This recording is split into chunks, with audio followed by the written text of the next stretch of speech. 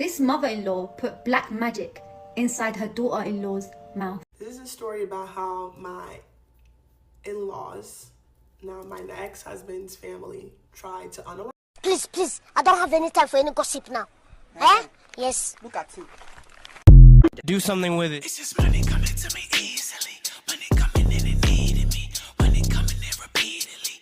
Money coming, it's just money coming. It's just money coming to me frequently.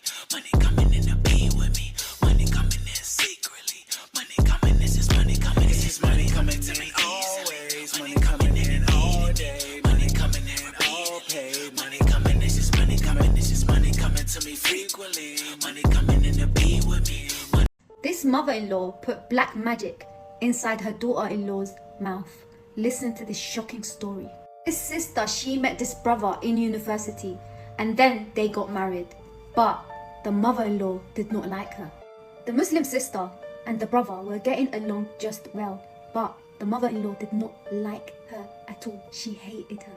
The mother-in-law was treating this sister like an animal. The mother-in-law will always insult the sister. She will always throw nasty comments at how she looks and the colour of her skin. One day, the mother-in-law invited the whole family to her house. This included her daughter-in-law and her son. This mother-in-law made a special plate for the daughter-in-law. A special plate of food. And she said, I made this with love for you. So the sister, she ate the plate of food her mother-in-law gave to her. And she was feeling in her heart, thank God that my mother-in-law is starting to like me now. 2 days later, after eating her mother-in-law's food, this sister started vomiting. Big, sharp nails and a lot of dark hair. The pain she was feeling was so unbearable. The sister started to lose a lot of hair. The sister started feeling sharp pains in her stomach non-stop for weeks. No pregnancy, no period cramps, and no medical explanation for what she was going through from the biggest doctors in London.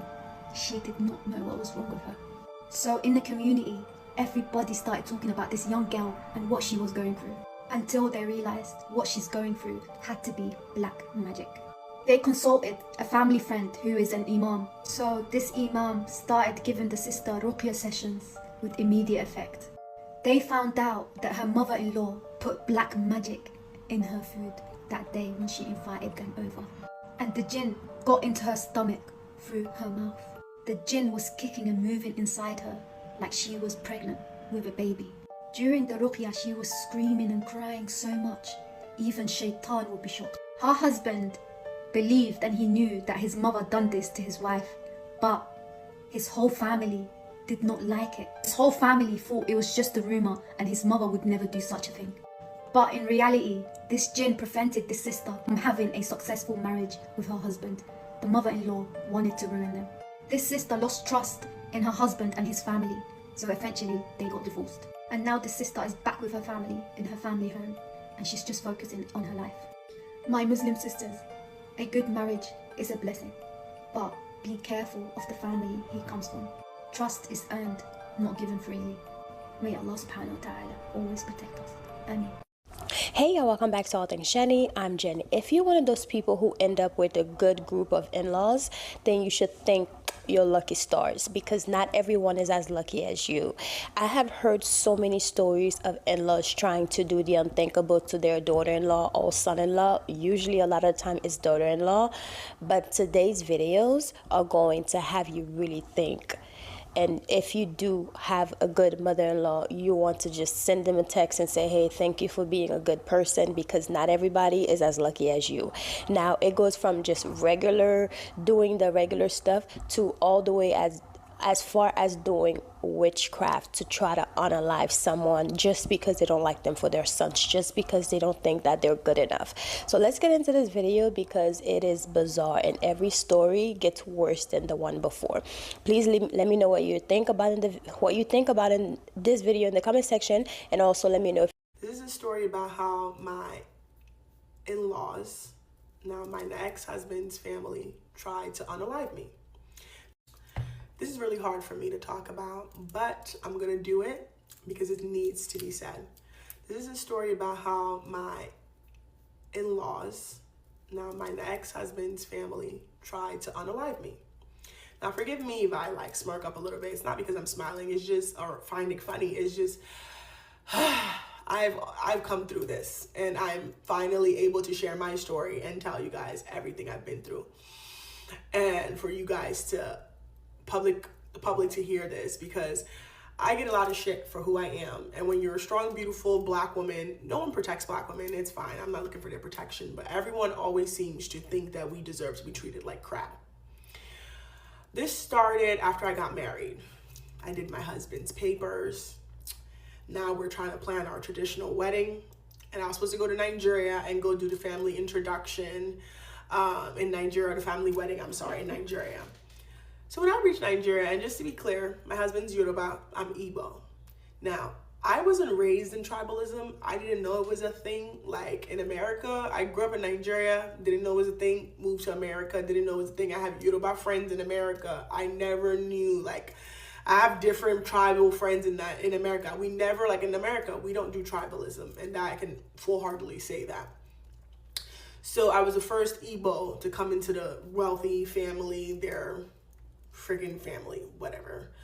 And when I came to the family is like a big family in Ibadan, Balongo Kuku. That's their last name. And when I came to the family, I was very humble. I was very happy, very excited to get married to this man. I really loved my husband. I did. I really did. And to tell you why I know for a fact that they tried to kill me, these are the stipulations. This family owns car dealerships, right? They have brand new cars. Dad is in a Range. Mom's in a brand new Lexus. Like, they have all top of the line cars. When I got to Nigeria, it seemed to be a problem and an issue for me to get a car to move around in Nigeria. Which, again, it wouldn't have been an issue if I had to do it on my own. But it was the fact that I was coming to meet my in-laws. I was also coming there to do my music. And I had so much, and I had my wedding. So all of that, there was a lot planned. And we already spoke of it prior to me coming to Nigeria. Then it became an issue for me to get this car thing. Then once I was there, I was having issues with the mom. She lied to my husband about me. And like, it's just little things that were happening where I always try to play it down because everyone would always tell me I'm Americanized, I'm Westernized, so I don't really get the culture. So I truly believe that, oh, okay, I'm American, I don't get the culture, and maybe I'm being dramatic. So I always try to like, just be like, okay, let's just let it go. Then finally, they gave me this 2010 Toyota RAV4. Mind you, in America, I'm always in the latest. I put myself in. And the reason why, humbly, I took the car, I didn't care. I'm like, okay, whatever, it's cool, whatever. When I got in the car, every time I got into that car, something just never sat right. So one day we're like, okay, we finally get in the car. We're taking a wrong trip to go into Ibadan. I had a radio interview I had to go do there, and I had to go see the family. And on the road to get there, we get into a car accident. Now we're on the side of the road.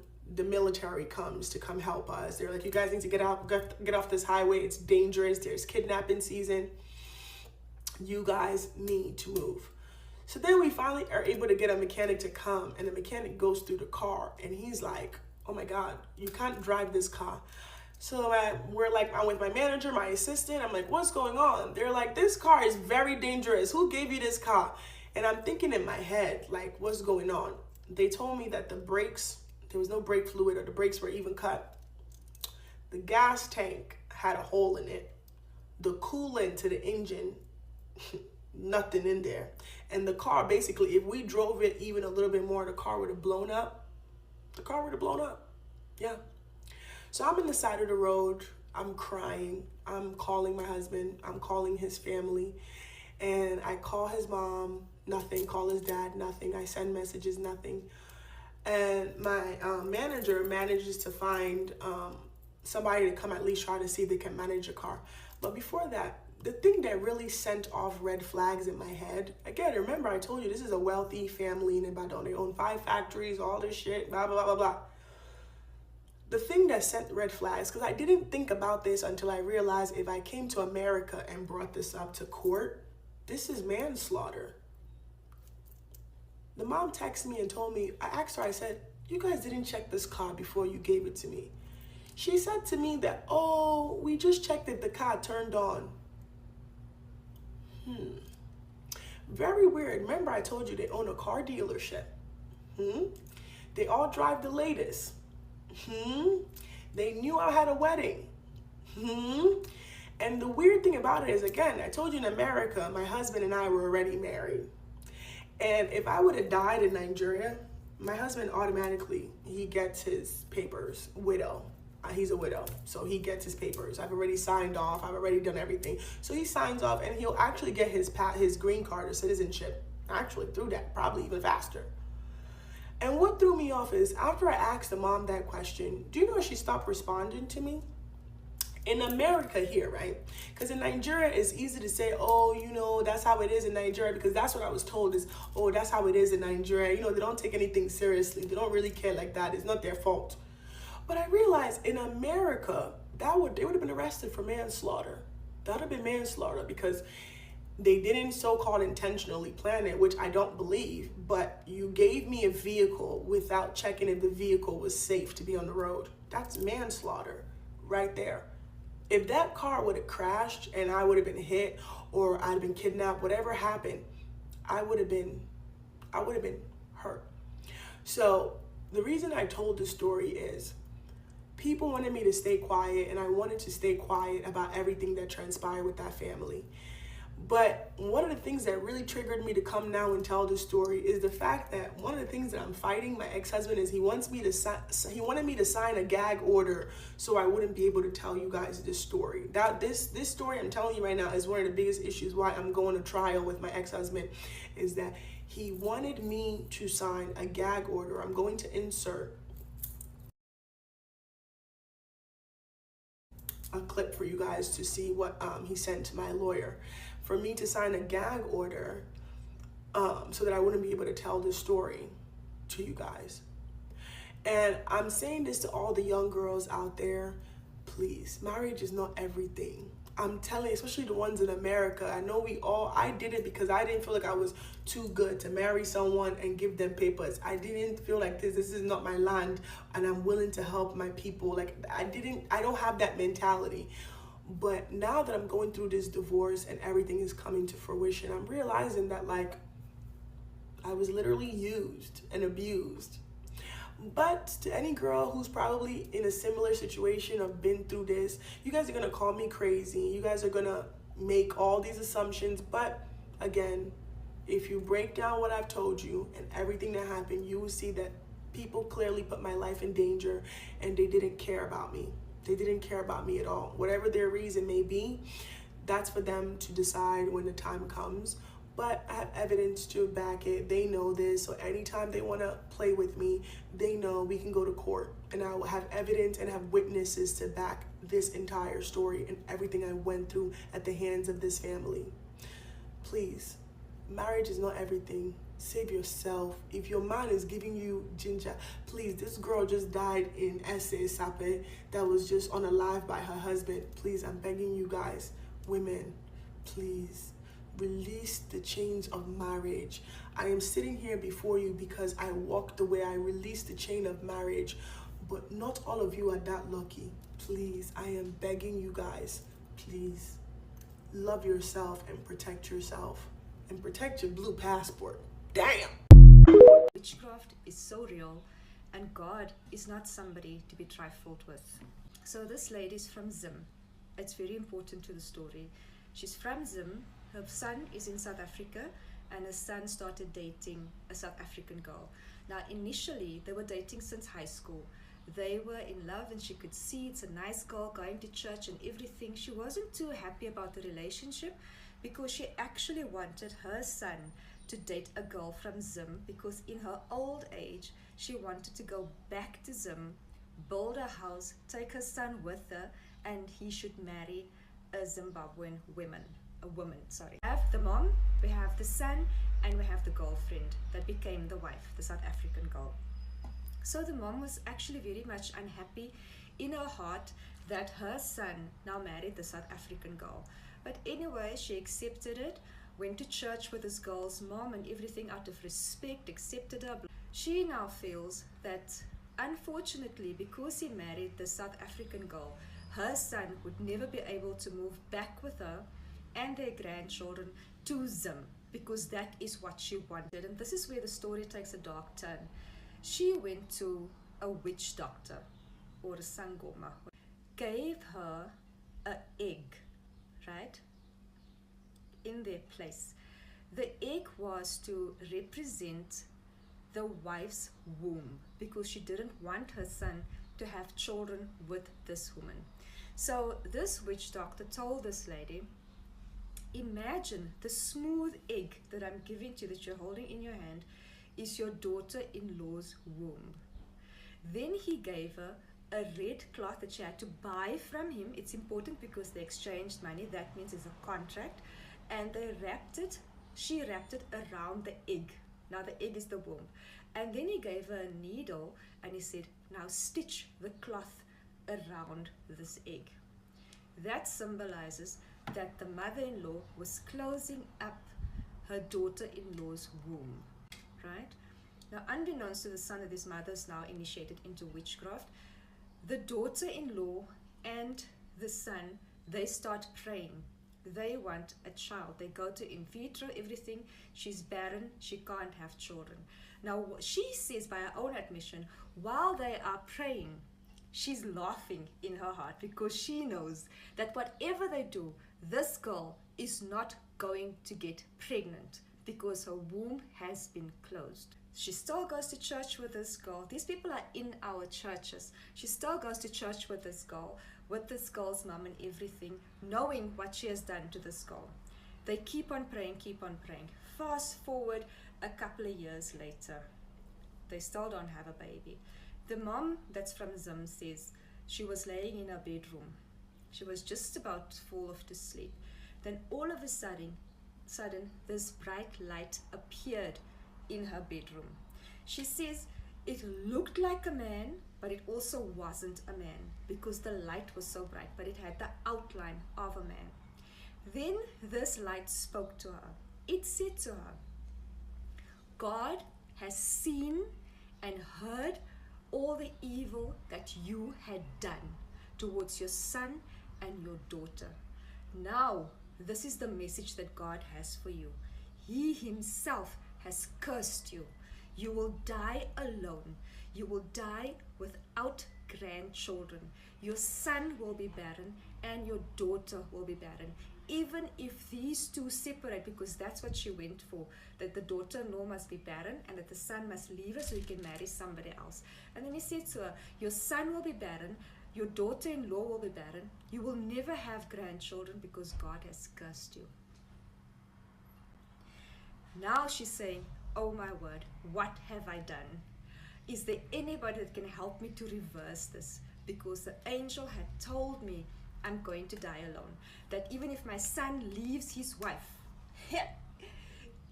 his seed will not take. Whether you believe that witchcraft exists or not, or God exists or not, I'm here to tell you that these beings, these entities, they do exist. The spiritual world is real.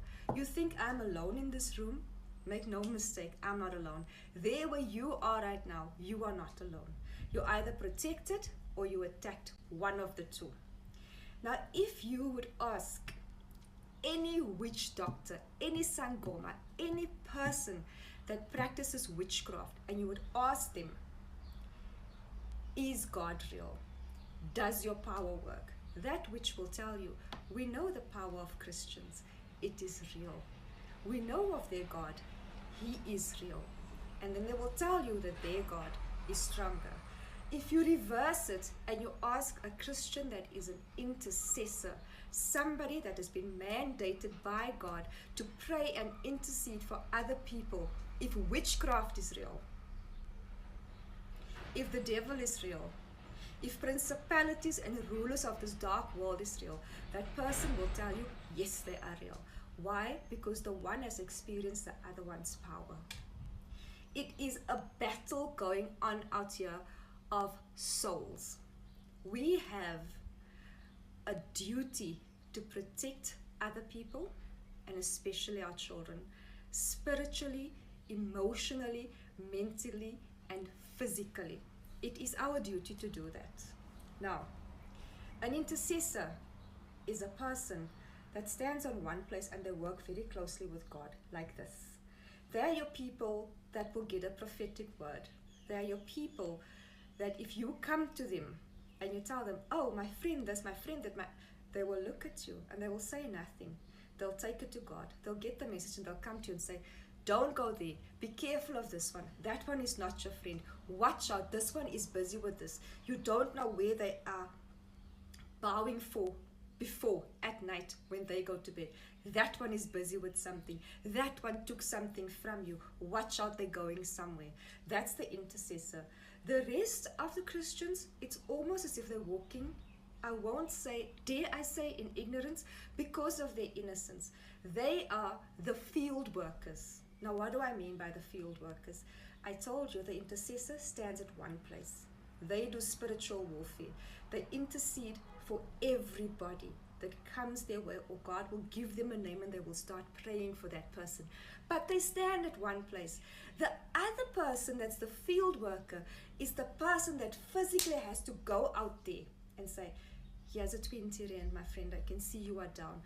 Call you, hey, what is wrong? They will encourage you. They are the people that are actually out there, and they're the people that need protection. That's where your intercessor comes in. They protect those people that go and actually do the physical, tangible work that God sends them to do. If you are an intercessor today, and if you are a field worker today, pray for understanding, pray for protection. Because the only crime that this lady did in our story that I'm telling you today was to fall in love with somebody. Just that, fall in love. To activate that thing within the mother, that tendency. And the mother thought to herself that she was doing a good thing. She was protecting her lineage. She wants to take her son back home because she's worked all her life to raise this boy. There's nothing wrong with her desire. What's wrong with it is that she went against the will of God, and that she went into the spiritual world to stir up things and change it around. Don't think for 1 second that you are going to practice witchcraft and that entity is not going to come and say, Okotswala, you need to give back. Be prepared to lose. Be prepared to lose. Whatever they want, they will take it from you. Your husband, your wife, your children, whatever you love the most, you will lose that thing. Mark my words.